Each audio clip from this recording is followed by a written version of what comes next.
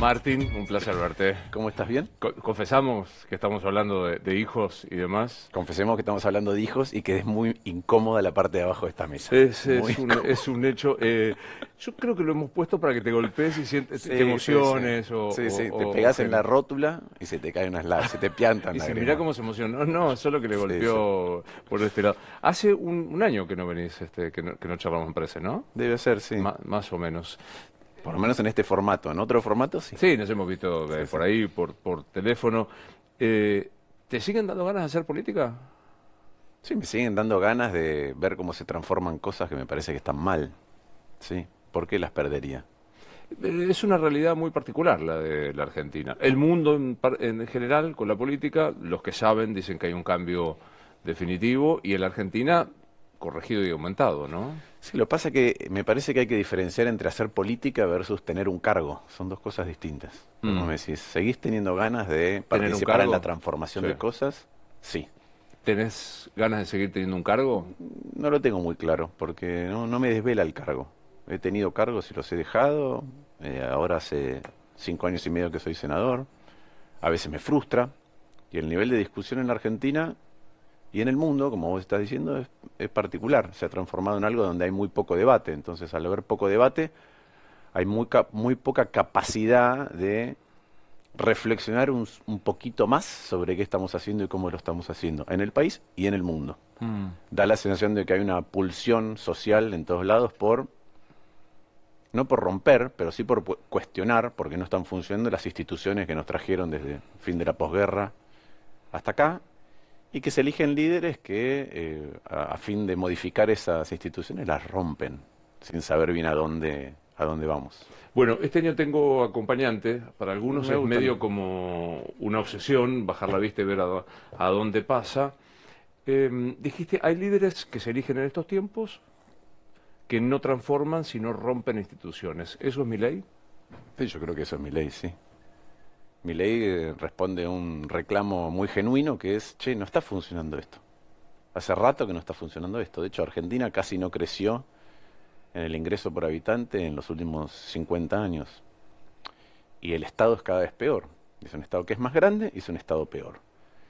Y después hay otros consensos que, por haber sido logrados desde hace mucho y por ende haber sido naturalizados, por ahí hay gente que no los valora tanto, como los consensos democráticos, o como el rol de la palabra presidencial cuando hiere o cuando lastima o cuando persigue o cuando agrede. Estas cosas no estaban y ahora están. Y son parte de un estado de ánimo colectivo, pero como decíamos antes, eso está presente en distintos lugares del mundo. Es una Pe- etapa. Pero me quedo con algo, ahora vamos a hablar de la palabra que hiere, el valor democrático no es tan importante. ¿Mi ley está dentro del sistema democrático? Claro que Milei está dentro del sistema democrático y ha sido elegido por la mayoría de la población en un balotaje. Está dentro del sistema democrático, claro, sí. Tiene prácticas que son peligrosas también para la democracia. Tiene prácticas que tienen que ver con la forma en que nos damos las instituciones, si se gobierna por decreto o se gobierna reflexionando colectivamente y votando colectivamente, si se puede cooptar un poder a otro poder del Estado, como la justicia poniendo jueces de la Corte Suprema por decreto, o si se puede decir cualquier cosa al otro. Esas son prácticas que son complejas, eh, porque habilitan cosas que linderan con el peligro y con la mala disposición de recursos. Nosotros hace poco, la semana pasada, hemos tenido en la campaña de Lula Levy, que como tiene 29 años, diseña una campaña creativa para visibilizar las cosas que molestan. Y una es un camioncito que dice a Milei le molestan las toses, a nosotros nos molesta el ajuste brutal y tiene toses. Es un camión que tiene un parlante y tiene toses. ¿Toses de qué? De jubilados, toses de personas de la cultura, toses de docentes, toses de médicos, toses de familias que no alcanzan a comprar medicamentos, toses de pymes o de empresarios pymes. Es un camión que tiene toses. Y la otra vez a los 8 chicos que estaban con ese camión los detuvo la Unidad de Investigaciones Antiterroristas de la Policía Federal Argentina. Eso no me parece bien, me parece condenable, me parece que hay que prestar atención a esos detalles porque van degradando la calidad democrática y van degradando derechos. La pregunta debió haber sido no si es democrático, porque es claramente electo por las urnas. Si es republicano, perdón el anacronismo, yo me siento un republicano decimonónico. La pregunta es, ¿el presidente Milei es republicano? Mira, yo veo el kirchnerismo que te dice Milei fascista. Yo creo que es temprano para decir eso, pero no es temprano para hacerse la pregunta que vos estás haciendo, porque tiene algunos comportamientos en donde él desdeña la división de poderes, en donde ataca al periodismo, en donde ataca al que piensa distinto, no importa si es un artista, no importa si es un economista, no importa si es un político, donde no le gustan los matices y las preguntas, no le gustan, los detesta, y porque es un presidente que cuando le preguntan por la democracia, si cree en la democracia, contesta con el teorema de Arrow.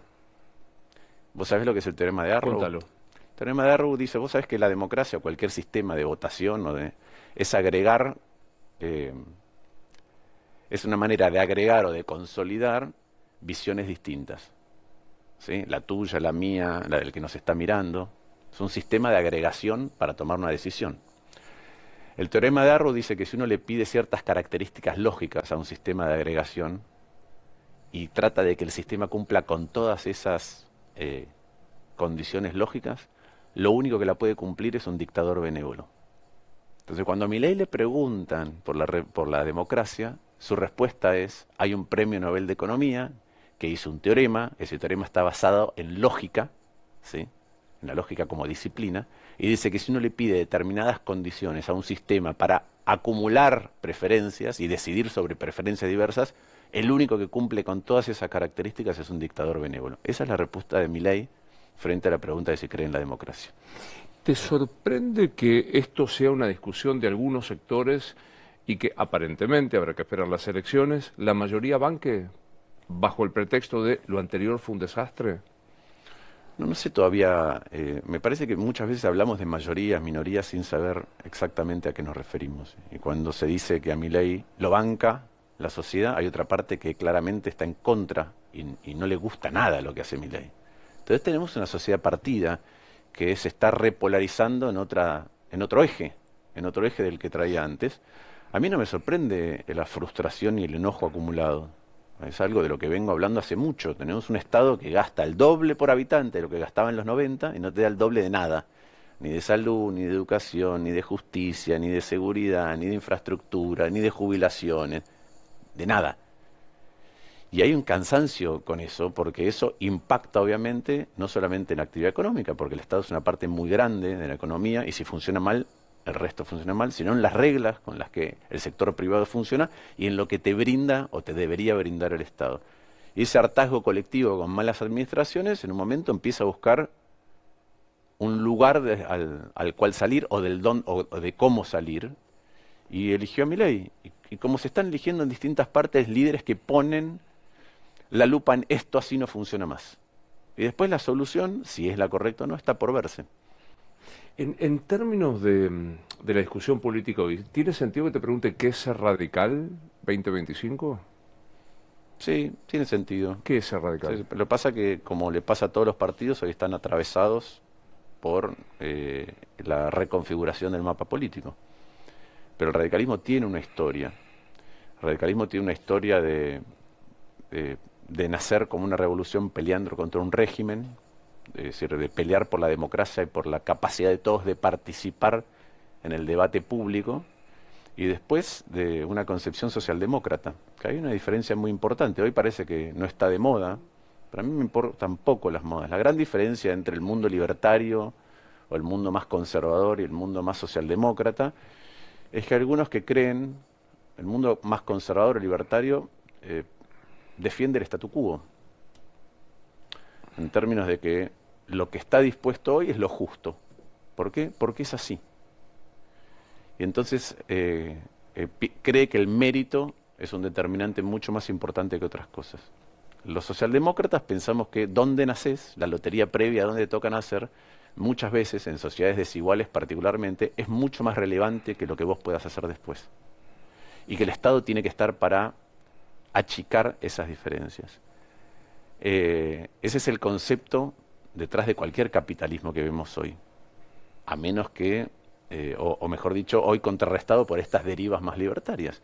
Pero el capitalismo que vemos hoy es un capitalismo que nació a fines del siglo XIX y principios del siglo XX diciendo, además de un sistema donde el capital es importante para producir a otra escala, tenemos que hacer que haya educación pública, haya salud pública, haya la infraestructura que se necesita para funcionar, haya determinados derechos, se limite la jornada laboral, los chicos no trabajen. Bueno, esa es la construcción de un mundo capitalista, pero más justo.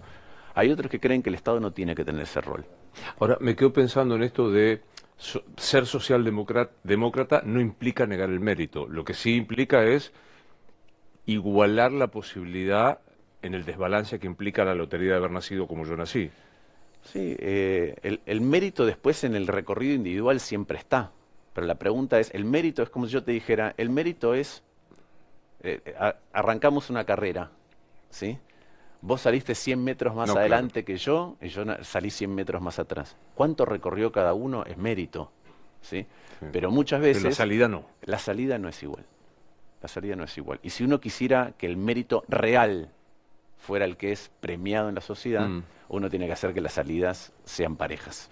Vos decías, el valor de la democracia no parece tan importante para estos emergentes novedosos, y la ofensa de la palabra del empoderado se resuelve desde el lado de los que tienen el poder diciendo, es mera igualación, yo contesto lo que me dicen. A mí me parece un argumento... ¿Vos lo sentís así?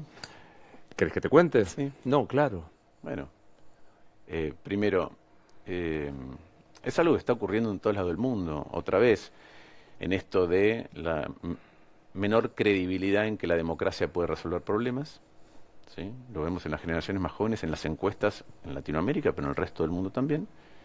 Y con el tema de la desarticulación de lo que era la sociedad actual, si querés, más piramidal en un montón de aspectos distintos, desde la sociedad industrializada hasta la comunicación, en el caso de los medios de comunicación, que hubiera un editor que dijera vamos por acá y no por acá, aparece esto de que las redes, con su enorme capilaridad, son un proceso enormemente democratizador. Y en una instancia es verdad,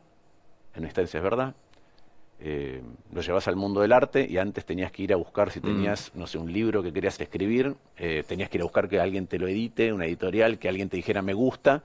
Ahora por ahí lo haces circular, algunos textos, la gente los avala y se construyen en un libro y tenés acceso a cosas que antes no. Pero por otro lado, igual que siempre, no pesa lo mismo una palabra que otra. No pesa lo mismo la palabra de un presidente, que detrás tiene un Estado, que además es una figura pública que concita atención y que tiene granjas de seguidores o troles para atacar. No es lo mismo. No es lo mismo que cualquier persona de a pie. Entonces, la disparidad hace que el impacto sea distinto. Y yo conozco tanto colegas tuyos que se han sentido afectados. Afectado se puede sentir todo el mundo. La pregunta principal para mí es, desde lo humano, es cuál es el impacto que tiene emocional, psicológico, pero después está la pregunta desde el punto de vista de tu rol. Si producto de cómo te sentís dejas de cumplir tu rol como periodista, entonces lo que hace el gobierno es un pasito más que hacerte sentir mal. Es una manera indirecta de censurar lo que vos tenés para decir. Lo he vivido con colegas economistas, en el caso de Marina del Poyeto, que probablemente sea una de las mejores economistas del país, y sin embargo es atacada permanentemente. Y lo mismo pasa con sectores de la cultura o con la propia política, que tienen miedo de decir muchas veces lo que piensan. Es que me parece que eso es central. O sea, que haya una molestia es razonable, digo, no es agradable que alguien que ejerce el poder te insulte. El punto es la consecuencia. Si vos seguís laburando o se logra instilar ese miedo que impide que Marina del Poyeto critique una medida, que un político diga lo que diga o que un periodista se calle una opinión, ¿no? Bueno, yo creo que esa es la gravedad. Igual la gravedad es doble, ¿no? A mí como no me gustaba ver a Cristina pegándole al abuelito que compró dólares, me parece mal también lo que hace Milei. ¿Por qué algunos que tenían una convicción entonces con el abuelito Marrete, con el téngame un poquito de miedo a mí, o a Dios y un poquito a mí, que yo qué, ahora parece como que miran para otro lado? Porque creo que la polarización genera una manera de mirar la realidad que es a través del prisma del amigo-enemigo. Entonces, las cosas que hace el que es mi adversario. Y están mal, me parecen mal las cosas que hace el que es parecido a mí. Aunque estén mal, me parece que están bien. Eso es algo que es humano, que ha escalado globalmente a niveles impensados, por lo menos hasta hace poco, y en la Argentina particularmente. Entonces lo que se produce es una doble vara permanente, para el bien y para el mal. ¿Por qué para el mal? Porque cuando alguien hace algo mal de un espacio político, dice, bueno, pero el otro también lo hizo, ¿no? Entonces cada vez vamos degradando más la vara a partir de la cual nos tenemos que mide nuestro comportamiento. Yo creo que ese es un problema muy significativo de la lógica más tribal. Si el mío lo hace está bien, si el otro lo hace está mal. Y en la Argentina en particular hay algo con las instituciones que es que siempre existe una justificación para eludirlas. Entonces, en otros países cuando vos decís nombrar jueces de la Corte Suprema por decreto es inconstitucional. Se termina la discusión. Si le decís a alguien esto que vas a hacer es ilegal, se acaba la discusión. En Argentina cuando alguien dice eso, decís, no, pero yo lo hago con un buen fin. Y los que yo voy a poner son buenos. No, bueno, es inconstitucional igual, es ilegal igual. Si no construimos eso, al final lo que estamos haciendo es teniendo reglas diferenciales. No solo reglas morales diferenciales para evaluar al otro versus a mí mismo, sino además reglas diferenciales con respecto al que tiene el poder. Resulta que el que tiene el poder es el que le permitimos, producto de eso, porque tiene en ese momento más amigos que enemigos, tiene más socios que adversarios, tiene más periodistas que adulan que periodistas que critican, al que tiene el poder le permitimos romper las reglas. Y precisamente las reglas están para que el que tiene poder tenga que comportarse de determinada manera. Pensémoslo específicamente. Murió Juntos por el Cambio. No, bueno, yo veo Juntos por el Cambio en algunas provincias que veo al radicalismo y al PRO juntos. Te puedo nombrar Mendoza, te puedo nombrar Chubut o te puedo nombrar Santa Fe. Después a nivel nacional hay diferencias muy grandes porque todos los partidos están tensionados, pero entre partidos hay diferencias muy grandes. Yo veo ahora el PRO enojado con el mileísmo, con la Libertad Avanza por la disputa en la Ciudad de Buenos Aires. Pero no escucho al PRO cuando se ajusta a los jubilados o cuando el presidente da un discurso más que homofóbico. Decir que los gays son abusadores. La verdad que no veo un PRO que reaccione, no veo un PRO reaccione cuando se ataca la educación pública, no veo un PRO que reaccione cuando la convivencia democrática está siendo afectada. Con los decretos. Por los decretos, por lo que dice el presidente de los opositores, por lo que dice el presidente de los periodistas, por lo que dice el presidente de los artistas, por lo que dice el presidente de los economistas. No veo una reacción sana a un partido que se llama Propuesta Republicana. No le veo eso. Entonces es muy difícil compartir. Pero por eso te digo, eso hace que se hayan... Digo, el PRO fue el garante en el Congreso de las avanzadas del presidente Milei. Sí. Sí. Punto y aparte, no hay demasiado, ahí no hay blanco-negro, digo, gris, es blanco-negro. ¿Aprobaste, levantaste la mano o no levantaste la mano? ¿Vos podés volver a pensar que forma parte de una coalición como Juntos por el Cambio con vos? Depende cómo se comporte de acá en más también. A veces a mí me preguntan, ¿qué pasaría si el presidente Milei adopta una deriva autoritaria? Y sí, si adopta una deriva muy autoritaria, donde hay cosas que hoy son como meras insinuaciones, pero se transforman en algo más complejo, yo creo que hay que tener disposición a juntarse en virtud de salvaguardar algo más importante. Pero eso hoy todavía lo veo lejano, no veo un problema de esa dimensión. Me preocupan un montón de actitudes. ¿Cuáles? Estas que acabo de mencionar, estas actitudes que tiene Milei permanentemente. Del presidente. Sí, porque ¿cuál es el juego de Milei? Cuando ves las cuentas, Milei emperador, o no creo en la democracia, o un dictador benévolo, todas estas cosas de las que mencionamos antes, ¿sí? O nos podemos quedar durante 20 años, o para transformar, dentro de 50 años vamos a hacer Irlanda y mi hermana será la presidente, sino, ese tipo de cosas, en el fondo tienen una concepción política que está basada en esto, que es necesitan polarizar a un extremo muy grande y necesitan que no exista el centro, pero no al nivel previo de que era una polarización en donde había tu modelo y mi modelo. Necesitan que el centro esté deslegitimado. Entonces Milei, por ejemplo, no ataca a periodistas K. Milei ataca a los periodistas que por ahí en algunas cosas están de acuerdo con él, pero en otras levantan la mano y hacen una pregunta. Y entonces lo que necesita es descalificarlos y deslegitimar la pregunta. No ataca a los economistas K.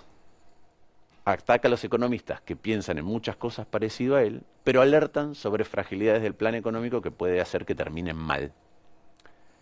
No ataca políticos K, ataca opositores, gente que piensa distinto a él, que en algunas cosas puede estar de acuerdo, pero en otras llamamos la atención o preferimos que determinado problema se resuelva de otra manera. ¿Por qué? Porque necesita deslegitimar a aquel que puede interpelar a su votante. Cuando ese centro ya no tiene legitimidad, su votante solo podría ser interpelado o por los K o por la Libertad Avanza. Y ese es un método para, en mi opinión, destruir la calidad del debate, para generar una sociedad que tiene menos capacidad de resolver problemas reales y de manera perdurable en el tiempo, pero además para mantenerse en el poder. Entonces yo creo que hay un sueño, como tiene Trump, que a Trump le preguntan, ¿usted puede volver a ser reelecto? ¿Tiene sujeción constitucional? Tengo que verlo. Tengo que verlo. Tengo que verlo. Y hay una deriva personalista autoritaria en estos nuevos líderes. Lo llevo al tema específico de ficha limpia. ¿Por qué no salió? Porque hubo un acuerdo entre Milei y el kirchnerismo y utilizaron como instrumento a Rovira. Hay un acuerdo entre Milei y Cristina Fernández de Kirchner, Sí. para ponerlo en términos de... Sí. Para garantizar esto que vos estabas diciendo, la polarización extrema eventualmente... Creo que hay muchas cosas. La primera es, hay una negociación por la justicia y lo vamos a ir viendo con el tiempo. Se va a verificar. Hay una intención de acordar acerca de temas de la justicia y por eso acaba de ingresar un nuevo proyecto de reforma ampliación de la Corte, sí, 200 procurador, sí. 200 y pico de jueces y fiscales. Hay una negociación en curso por ese lado. Después, por otro lado, más allá de lo que el presidente dice, sus funcionarios te lo dicen por lo bajo, no creen en ficha limpia. Y por eso en su momento, cuando lo tenían que aprobar en diputados, el proyecto original, hubo libertarios que se levantaron y se fueron por indigestión con el del fiambre. El del fiambre. Y la verdad es que no lo votaron. Después hubo un reclamo social porque es un elemento que ha adquirido una carga simbólica significativa y entonces Milei dijo, bueno, ahora le pido a Petri que haga un proyecto. Pero pues yo lo he vivido en el Senado. En algunas instancias el oficialismo lo ponía como prenda de negociación con el kirchnerismo para que le votaran los jueces de la Corte Suprema por decreto. En otras instancias, cuando esos jueces se los rechazó el Senado, volvieron a traer ficha limpia. Es decir, primero lo sacaron para ver si podían negociar. Después, cuando se cayeron los jueces, lo volvieron a traer.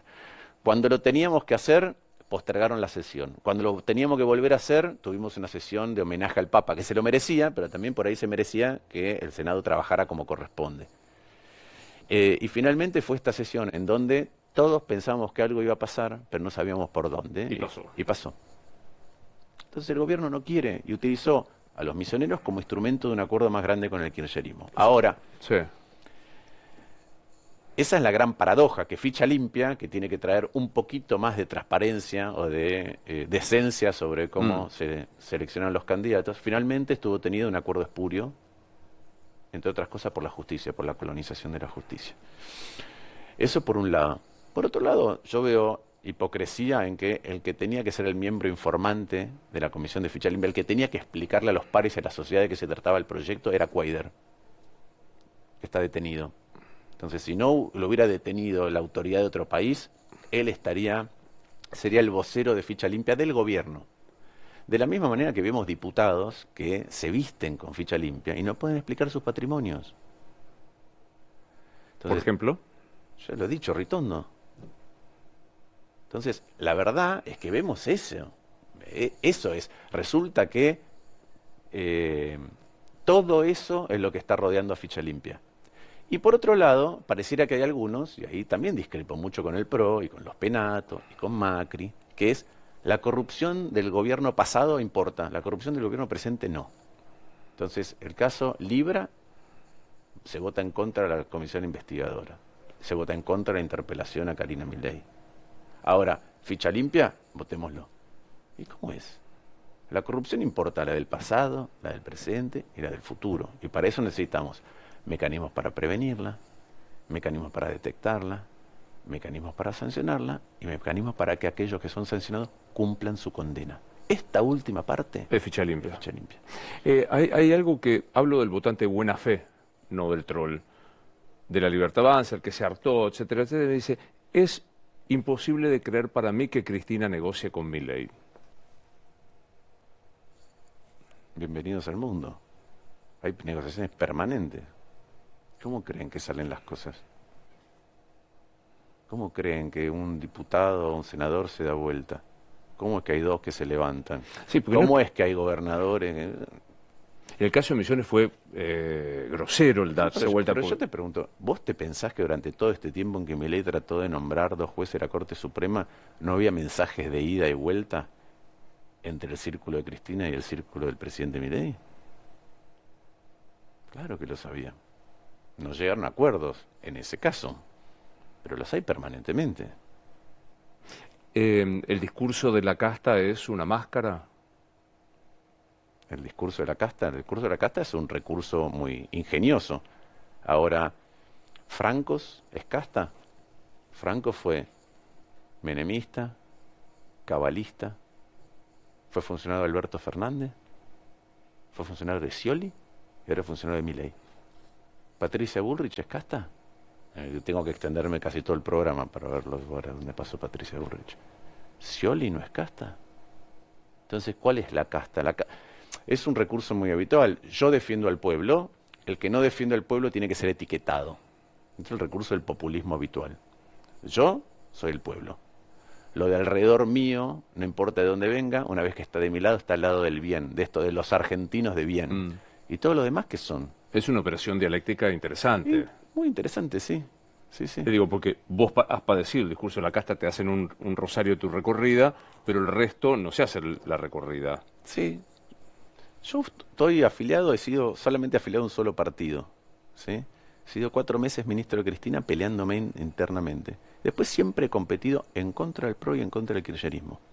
Lo que pasa es que depende del momento político, el discurso es distinto. Entonces, muchos colegas tuyos que, cuando yo me peleaba con Cristina, me llamaban para que fuera a sus programas, para contarles que era de mi crítica, no sé, con la reforma judicial de Cristina, con la economía de Alberto Fernández. Ahora, diciendo yo exactamente las mismas cosas, me dicen que soy kirchnerista. Bueno, es como cuando a un periodista le dicen cosas que no siente. Yo no siento eso, no me importa, sinceramente. Sigo defendiendo las mismas cosas. ¿Qué cosa yo voté en contra? El DNU 70 es inconstitucional. Los jueces de la Corte Suprema por decreto son inconstitucionales. La ley bases la rehice entera. ¿Por qué? Porque quería una recomposición para los jubilados por lo que habían perdido. Porque me parecía que estaba mal diseñado el RIGI.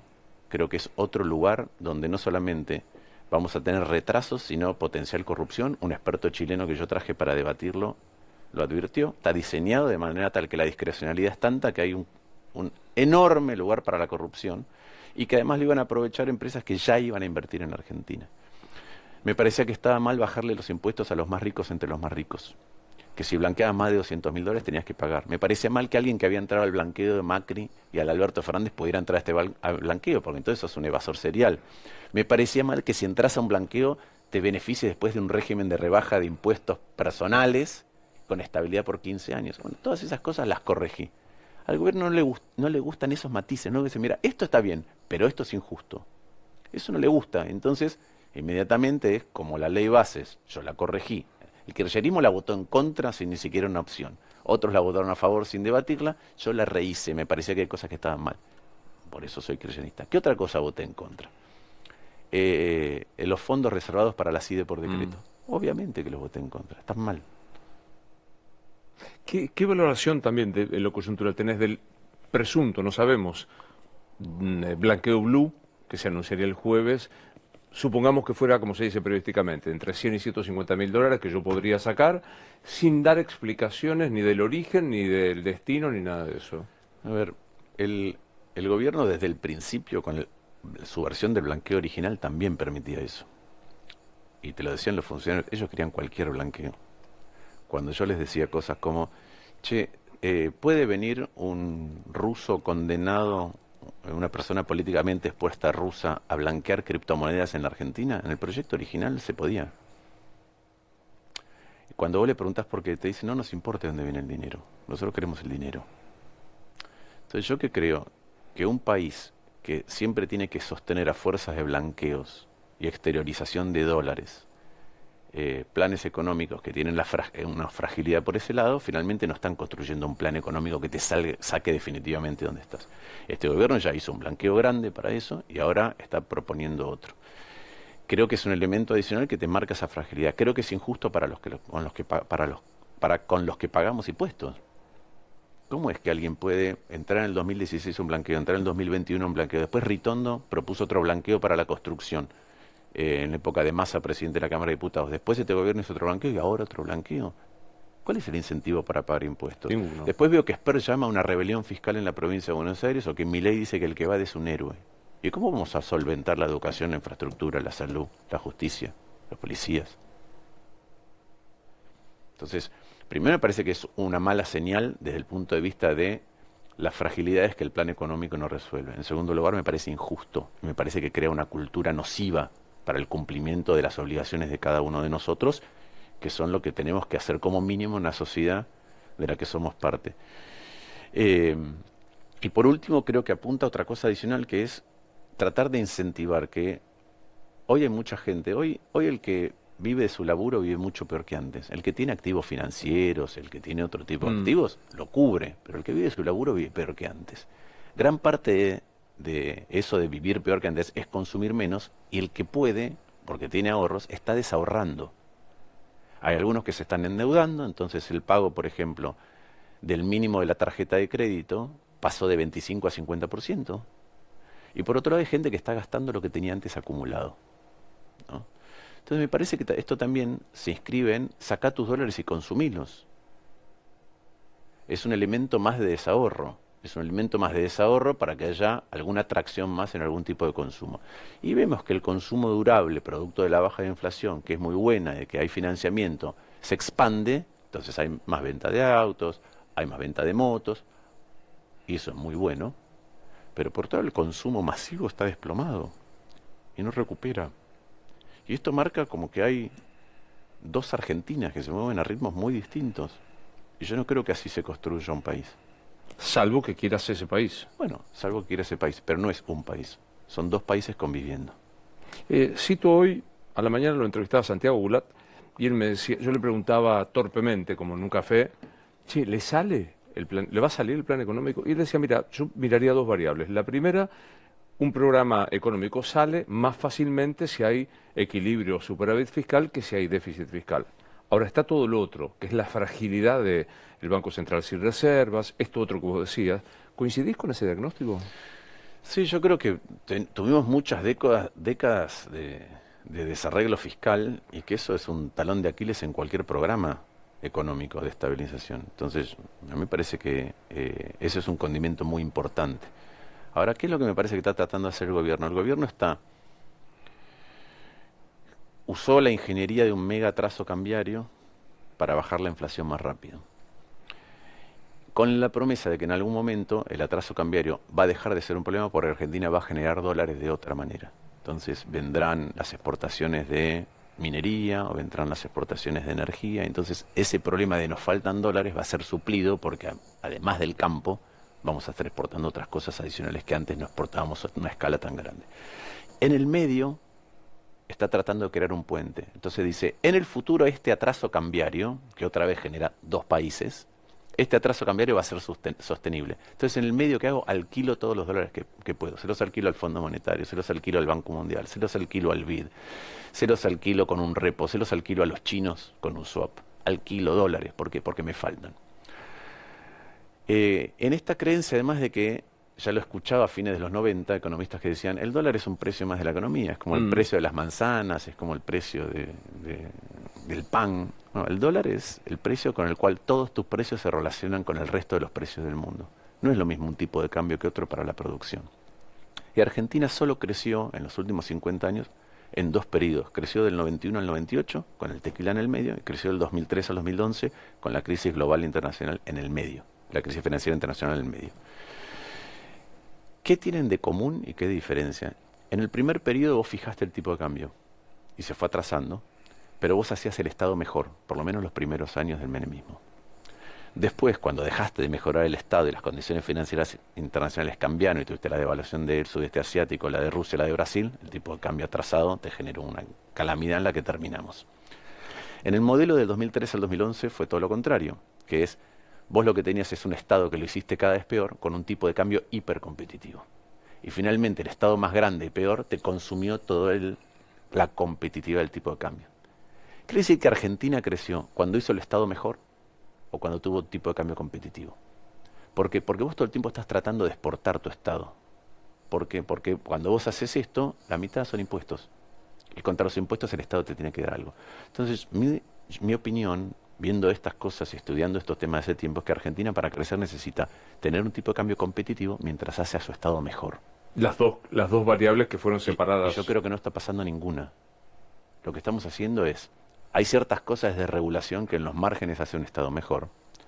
No tener déficit hace que el Estado deje de ser un peso en algunos otros ámbitos para el sector público y para no crear crisis, pero yo no veo que estemos haciendo mejor la infraestructura, no veo que estemos haciendo mejor la educación, no veo que estemos haciendo mejor la salud, no veo que estemos haciendo mejor la ciencia y tecnología.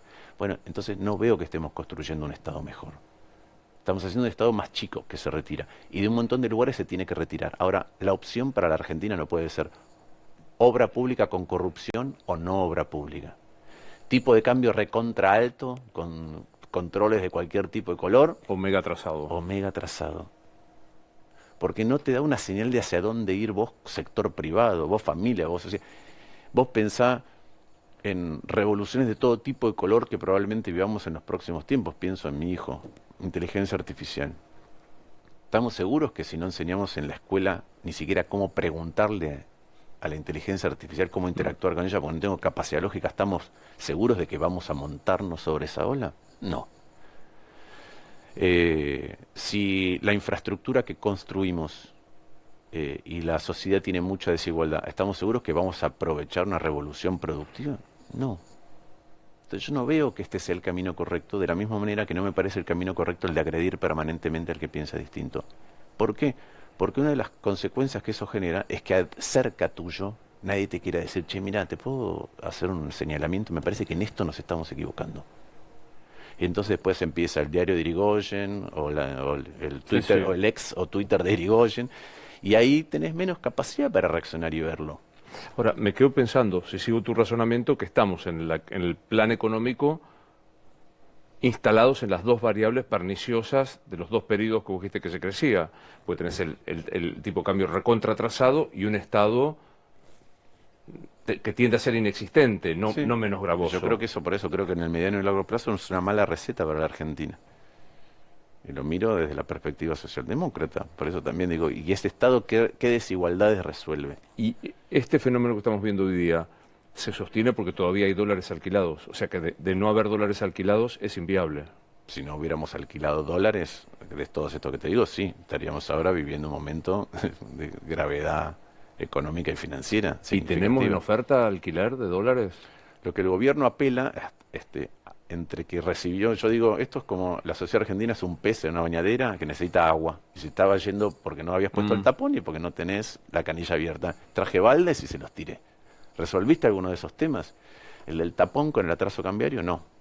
Entonces se van a seguir yendo por turismo, se van a seguir yendo porque las importaciones crecen y porque las exportaciones no traccionan. ¿Hasta cuándo? Bueno, hasta que eventualmente algún día, ojalá pase, vaca muerta ya está, pero digo, minería y otras cosas. Ahora, la canilla está abierta, ellos que dicen, prestada. Claro, no, yo traje baldes. Ahora ellos que dicen, bueno, esos baldes los voy a repagar, no porque cerré el tapón y el agua queda, sino porque van a venir inversiones. Y yo ahí tengo mis dudas en dos dimensiones distintas. La primera es, hay dos tipos de inversiones.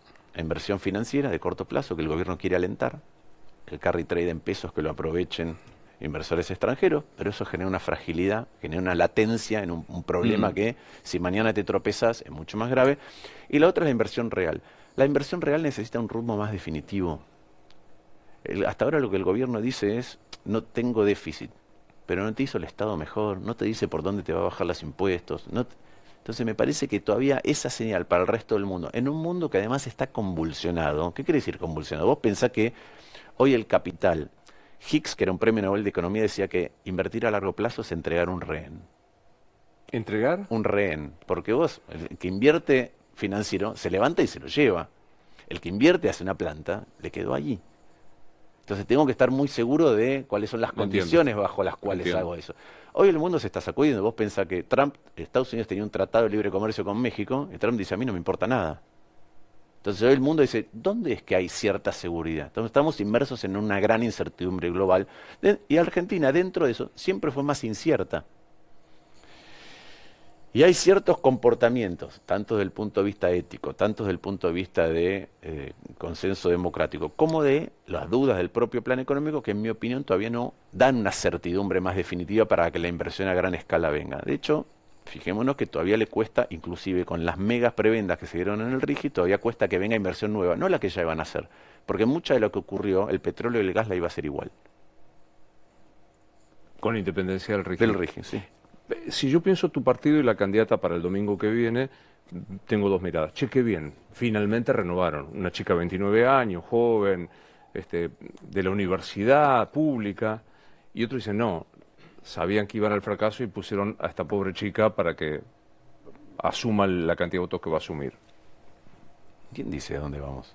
Tenemos que esperar, primero tenemos que esperar a que ocurran las votaciones. Segundo lugar, para mí, Lula es la mejor candidata de todas. De todas. Es mejor que los Penato, es mejor que Larreta, es mejor que Santoro, es mejor que Adorni. Por varias cosas que la diferencian. Primero, porque ella va a ir a trabajar a la legislatura de verdad. Los demás no querían trabajar, los demás están especulando con la elección de la ciudad para ver a dónde van. Es decir, que los Penato no va a asumir, Adorni no va a asumir. No sé si asumirán, pero no van a trabajar 4 años ahí. ¿Y es probable que alguno de ellos no asuman? Es muy probable. Pero vos fíjate, Larreta era candidato a presidente, Adorni es el vocero presidencial, Santoro es diputado nacional y los Penato es diputada nacional por la provincia de Buenos Aires. Y viene a competir acá. Yo no creo que tengan ganas de ir a trabajar a la legislatura. Segundo, creo que ella y el equipo conocen mejor la ciudad que ellos. Una es de la provincia de Buenos Aires, otro no quiere venir a competir a la ciudad de Adorni, no la recorre, no la conoce, no trabajó nunca por la ciudad. Ella sí. Tercero, me parece que tiene convicción y coraje. Ella, por ejemplo, fue una de las protagonistas de la marcha universitaria, cuando se escondían la CGT, cuando se escondían periodistas, cuando se escondían otros políticos, cuando levantaban la mano por temor. Una chica de 29 años se plantó. Tiene convicciones y tiene coraje. Y además porque tiene algo que falta, que es una mirada distinta. Necesitamos renovar de verdad.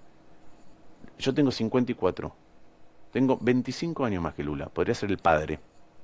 Ve la ciudad y ve los problemas de otra manera que los veo yo. Tiene los mismos principios y defiende las mismas prioridades, pero tiene una mirada como desde otro lugar.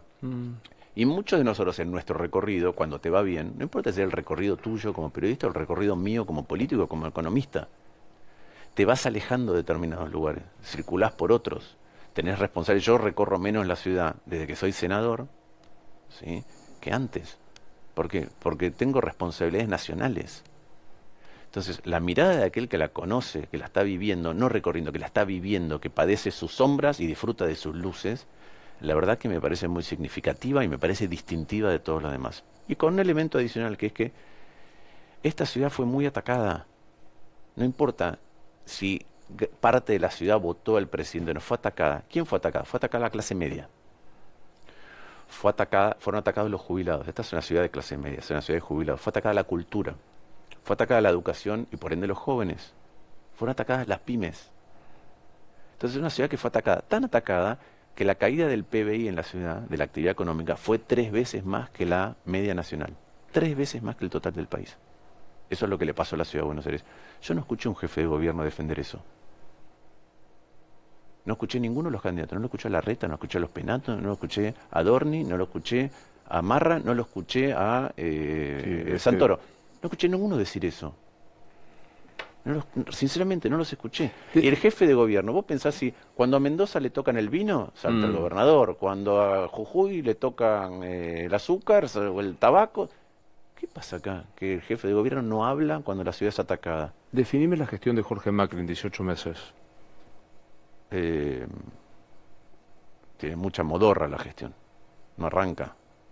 Es una gestión que no tiene foco, no tiene prioridades claras, que jugó a mimetizarse con las cosas que votó la gente con respecto al gobierno nacional, entonces no respondió a ninguna de estas cosas, eh, y que no tiene tracción en el día a día. Definime a Manuel Adorni. No sé, no es un colega de ustedes, es un colega de ustedes que dice, la otra vez dijo, ¿no?, que antes estaba en desacuerdo, que le daban bronca a la mitad, pero ahora que es vocero le dan bronca al 90% de los periodistas, o detesta, odia al 90% de los periodistas. ¿No dijo eso? Definime a Leandro Santoro. Yo creo que Leandro Santoro es un candidato que le cuesta decir la verdad, porque dentro de su propio espacio no reconoce, es decir, trata de ocultar el espacio al que pertenece. No lo veo. El amigo de Alberto Fernández desconoce a Alberto Fernández. Quiso ser funcionario de Cristina antes, decía cualquier cosa de Cristina por Twitter. Apenas lo convocaron, borró sus tweets, pero ahora oculta a Cristina Fernández de Kirchner. Entonces yo no me cuesta mucho creer. Me parece que tiene un estilo muy parecido al de Alberto, muy parecido al de Alberto. En la profundidad de sus diagnósticos, creo que es bueno comunicando y después, cuando uno rasca un poquito, me parece que le falta profundidad. Te pedí varias definiciones. ¿Quién sos vos? Como me dijo una vez mi hermana, yo soy yo. Gran definición. Sí, eso. Como en la facultad. Amplíe, Lustó. Cada uno es quien es. No sé quién soy. La verdad. Soy una persona que tiene determinadas convicciones, que esas convicciones no las negocio, salvo que alguien me haga cambiar de opinión genuinamente. El gobierno sabe, igual que saben todos mis colegas, que a mí para cambiarme una postura me tenés que convencer. No me podés dar nada, no me podés amenazar. No voy a hacer eso. No voy a hacer eso porque a mí me interesa mucho a quién le doy explicaciones. Yo doy explicaciones a la gente que me conoce. Y no me interesa a alguien que me conoce en profundidad, que me vea públicamente actuar distinto en la vida colectiva que lo que le digo en privado. No me gusta. Y después privilegio ciertas cosas que no tienen que ver a veces con mi vida pública. Mi vida pública es importante, pero tengo otras que son más importantes. Alguna vez dijiste acá en este programa que no querés defender cosas que no puedas explicarle a Gaspar, a tu hijo. Sí, sí, no me acordaba. Pero es así. Igual que no quiero defender cosas que no le puedo explicar a mi hermana. No quiero defender cosas que no le puedo explicar a mis amigos de hace 40 años. No quiero defender cosas que no le puedo explicar a Carla. No quiero hacer eso. Por eso digo que yo no puedo hacer públicamente cosas que después en mi entorno, en mi intimidad, todos saben que pienso algo distinto. Prefiero que se enoje el de afuera y no el de adentro. Sinceramente. ¿Eso incluye el enojo de algunos radicales con vos? Sí, claro, hay círculos. Yo tengo responsabilidad como presidente del partido. Pero también creo que es un partido que tiene que darse un debate acerca de qué quiere representar. Aun cuando da la impresión de una dispersión, o por lo menos de un no verticalismo, afortunadamente, de un no verticalismo de coincidir con el presidente del partido. Y sí, se tiene que dar un debate. Lo que pasa es que muchas veces el radicalismo no le gusta debatir abiertamente. Qué raro, porque si hay algo que los radicales han hecho siempre es debatir en comisiones eternamente. Sí, pero le cuesta, es un partido al que le está costando decirse las cosas en la cara. Nosotros como partido tenemos que tener debate interno y tenemos que tener debate de cara a la sociedad. Y muchas veces prefieren el contubernio interno a decirse las cosas de cara a la sociedad. Y eso me parece mal, así no se construye confianza pública. ¿Te cuadra ser alfonsinista? Si me cuadra, ¿en qué sentido? Si te sentís heredero de la línea de don Raúl Alfonsín. No, heredero es un montón. Me siento integrante. Sí, me siento reflejado por eso. Creo que hoy se minimiza. Primero, cuando uno revisa Alfonsín, no importa si son sus escritos, sus discursos, sus posturas, se da cuenta de la estatura que tuvo. Un montón de cosas distintas. En segundo lugar, creo que el legado más permanente que hemos tenido desde el 83 para acá es el legado de Alfonsín, no hay otro. Es el modo de vida, es la democracia como método. El resto, la convertibilidad fue y vino, las privatizaciones fueron y vinieron. Lo demás se evaporó. Lo demás se evaporó. La calidad del Estado se evaporó. El único legado de todo este tiempo que perdura y que por ende es exitoso es ese. No hay otro. Y creo que Alfonsín era un líder con coraje, un líder que en algunas cosas estaba en lo cierto y en otras probablemente se equivocaba, pero que no traicionaba sus convicciones, y eso me parece sumamente importante. Y después a mí me tocó compartir un panel con Dante Caputo hace un tiempo, y me contó esta anécdota para que se vea, cuando Milei dice la herencia de él es la peor de la historia, con toda esa tendencia a la hipérbole y al autoelogio. La peor herencia que yo he visto es la de Alfonsín, la que recibió Alfonsín. Recién recibió una economía endeudada, quebrada, con inflación altísima, no distinta a la que recibió Milei, y además con el riesgo Del sistema.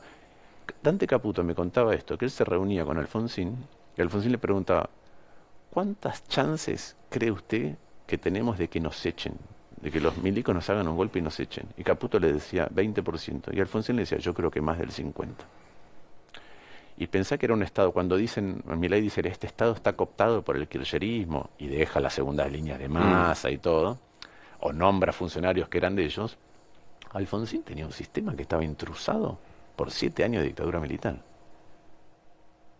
Y tenía que operar ahí. Sin metáfora, ¿eh? O sea, ahí no hay metáfora de lo que estamos diciendo.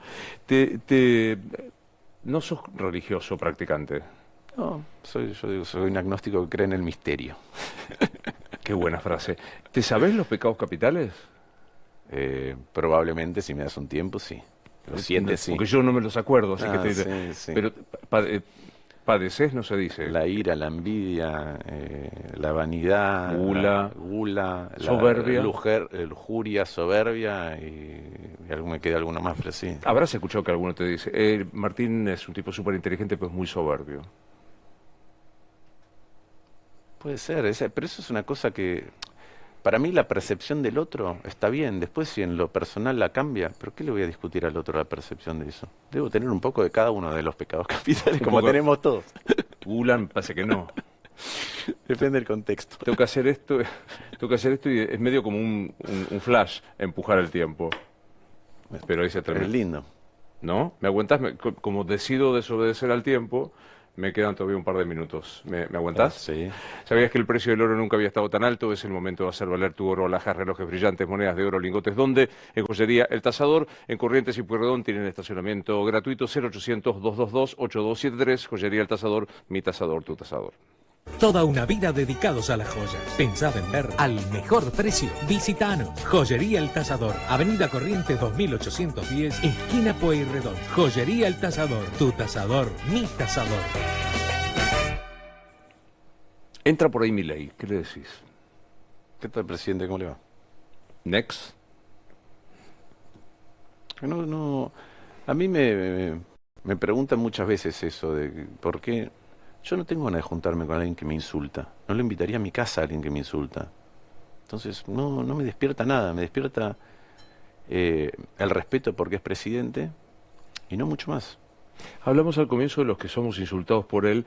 Genera primero una afectación personal, más o menos, lo que sea, y después una cierta, para algunos, una cierta freno para hacer lo que tenés que hacer. ¿Te genera freno? No me genera ningún freno de ningún tipo. No le doy ninguna importancia. Sinceramente, ni a lo que dicen en la red, ni a lo que dice él. Que muchas veces tiene un elemento de mitomanía no menor. Inventa muchas cosas. Entonces yo no me hago cargo de las cosas que él dice. ¿Estás preparado, si es que no te pasó, para que Gaspar te pregunte, che, pa, ¿por qué dicen esto? Sí, a veces me pregunta. Tiene 12. A veces me pregunta. Y le interesa escuchar. Y a veces me dice, vos dijiste esto y no pasó así. Y le digo, sí, me equivoqué. Y no es un problema. No es un problema. ¿El amor es para toda la vida? Y el amor es para toda la vida mientras dura. No, ninguno de los dos va a ser el chiste del caso. No sé. Hay amores que son para toda la vida. Hay amores que son para toda la vida. ¿Hace que estás con Carla? 14. ¿Y a qué se parece? ¿En cuánto se parece al amor de los 14 a los 14 primeros minutos? Dos cosas, te diría. Primero, si el amor dura toda la vida, depende.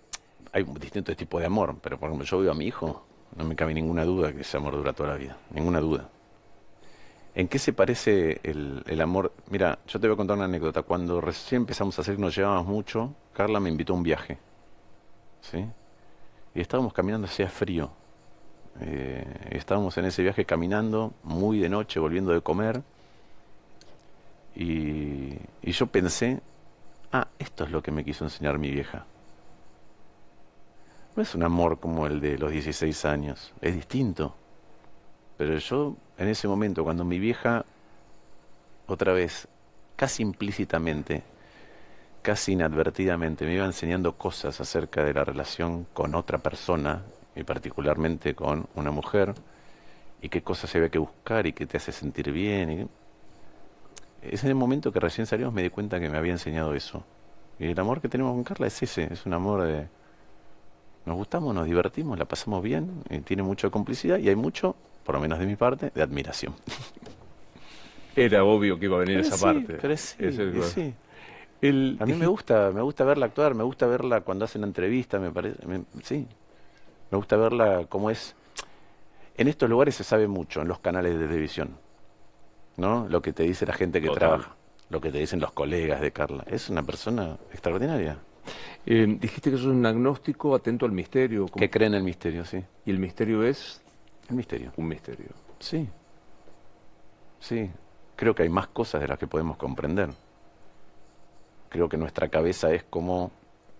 Eso lo veo con el que piensa distinto. Nuestra cabeza es como una radio que sintoniza en un lugar y que percibe esa frecuencia. Y si la moves un poquito, porque te pasan cosas, porque te atraviesa la vida, porque otro te hace... La corres un poquito el dial y ves otra cosa. Entonces, yo no sé cuando alguien dice que tiene una experiencia mística, no sé en qué lugar del dial está. No sé cuando alguien vive una experiencia de otro tipo, qué le pasó. Cuando alguien dice que siente a Dios, yo no tengo por qué negar nada de eso. Y por ahí tengo algunos momentos en donde mi dial hace un poquito de interferencia y otro lugar, y no tengo por qué descreer de lo que siento cuando se mueve la aguja. Pero también me pasa puedo cambiar de opinión. Alguien me puede convencer de las cosas. Por eso no me gusta la gente que está rígida en un lugar, ¿no? Milley, que detesta a Keynes. Keynes decía, bueno, cuando los hechos cambian, cuando las evidencias cambian, cambio de parecer. Y sí. ¿Cuál es tu palabra favorita? ¿Mi palabra favorita? Nunca lo había pensado. Supongo que sí. La que menos te gusta. Odio. Cuando alguien dice odio. Odio esto, no me gusta nada. ¿Cuál es el sonido que más te gusta en la vida? La risa de mi hijo. El que más detestás. El llanto de mi hijo. ¿Cuál es el insulto favorito tuyo? No sé. Tengo que pensar, no soy de insultar mucho, pero... ¿A otro? Andate a la reconcha... No sé. Generalmente Andate acá... a la reputa madre que te recontra mil parió. Ajá. Sí, no sé. Generalmente acá cae la lora. No sé por qué, pero va ganando la lora. Sí, pero bueno. no sé, pero no Bien. es que tenga un insulto. No soy de insultar a la gente, no me... Si Dios existe, ¿qué te va a decir cuando llegues en la fantasía del catecismo allá? ¿Qué me va a decir? Espero que bienvenido. Nos morimos, pues supongo que no cambiaste de opinión, pero nos morimos y ¿qué pasa? No lo sé, la verdad, no lo sé. Vivimos siempre. Yo tengo, mi madre falleció y tengo amigos, estamos en una edad en que fallecen los padres amigos, siempre digo lo mismo. ¿Dónde viven los que se fueron? ¿Viven en nosotros? ¿Viven en lo que nos enseñaron? ¿Viven en nuestros recuerdos? ¿Viven después en el ADN? O sea, yo veo a mi hijo y tiene cosas de mis padres. Entonces viven, en algún lugar viven. Después si la explicación es mística o no, religioso, no me importa. Pero esas cosas viven. Y cuando nos morimos, ¿qué pasa? Pasa que si pasamos bien por esta vida, le dejamos algo importante a alguien. Le dejamos una enseñanza, le dejamos un recuerdo, le dejamos la cura de un problema, le dejamos un abrazo, le dejamos una caricia, le dejamos algo al que aferrarse cuando tenga un momento malo. Eso debería pasar. Gracias por venir. Gracias a vos.